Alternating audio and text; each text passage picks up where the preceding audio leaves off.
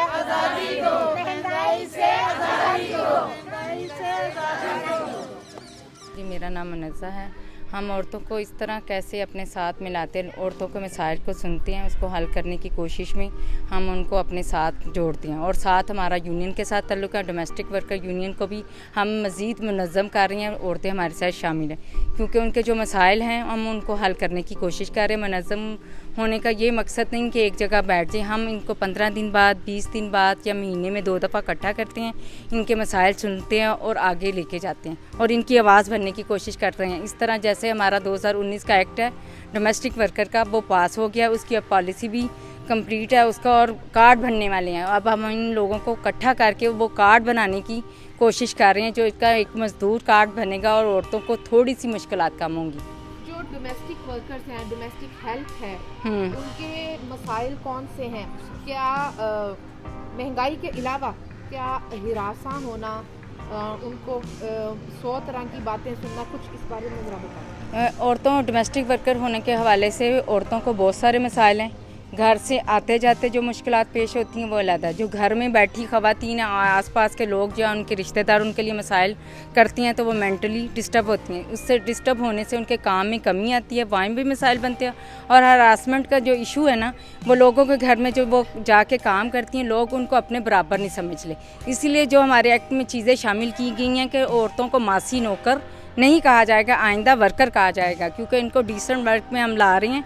इसीलिए ला रहे हैं कि औरतें बामुख्तार और बाकिरदार हों। बाकिरदार औरतें ही घर से मजबूरी की शक्ल में निकल के काम करती हैं और वो ये काम इसलिए नहीं करती कि वो हरासा हों या अपनी इज़्ज़त नफ्स को मजरूह करें। डोमेस्टिक वर्कर का सबसे बड़ा इशू आ रहा है, काम तो बहुत ज़्यादा है। वो 4 घरों में भी काम करती हैं तो उनकी सैलरी 20,000 नहीं है।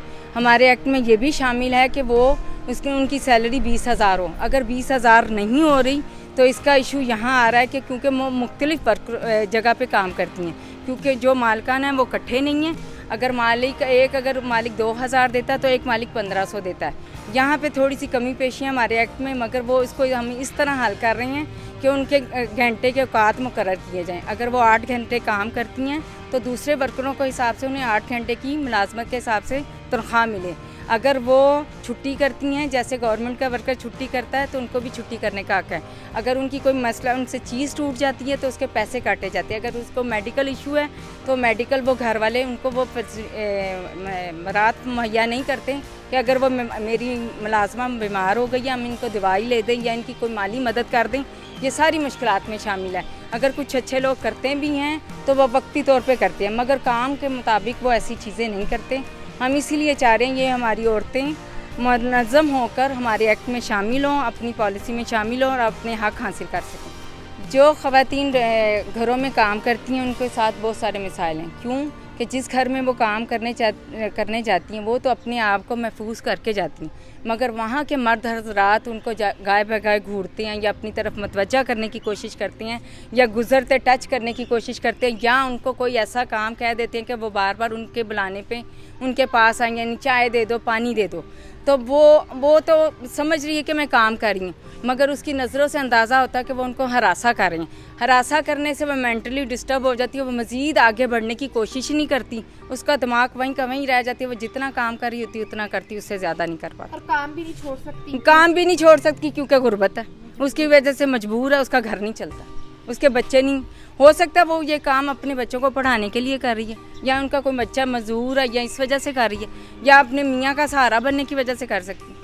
ये चीज़ें शुरू से चलती आ रही हैं। जैसे एक माँ है, उसके बच्चे को कोई घर रखने वाला नहीं, इस वजह से अगर वो माँ अपने साथ अपने बच्चे को ले जाती है, मगर मालकन का वजह ये होती है कि अगर वो बच्चा आ गया है तो उससे कोई सौदा सलफ मंगवा लिया या उससे कोई डस्टिंग वगैरह करवा ली।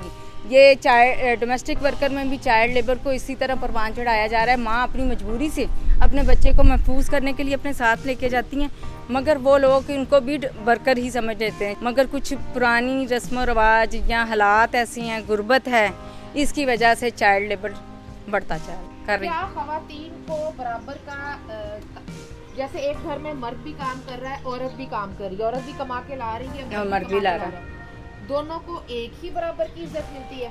नहीं, एक बराबर इज्जत कहीं भी नहीं मिलती। औरत को ना फैक्ट्रियों में एक बराबर इज़्ज़त मिलती है, ना दफ्तर में मिलती है, ना डोमेस्टिक वर्क में मिलती है। कहीं भी औरत को एक बराबर इज़्ज़त नहीं मिलती, ना उनको मसावी हुकूक बराबर हैं, ना उनकी तनख्वाह बराबर है। हालांकि औरत मर्द से ज़्यादा काम करती है। औरत घर में भी 24 घंटे काम करती है और काम करने की जगह पे जाके भी काम करती है, मगर उसको वो हकूक़ ना मर्द देता है, ना माशरा देता है, ना गवर्नमेंट देती है। जो ख़वातीन मज़दूर हैं उनके मसाइल मर्द मज़दूरों से ज़्यादा?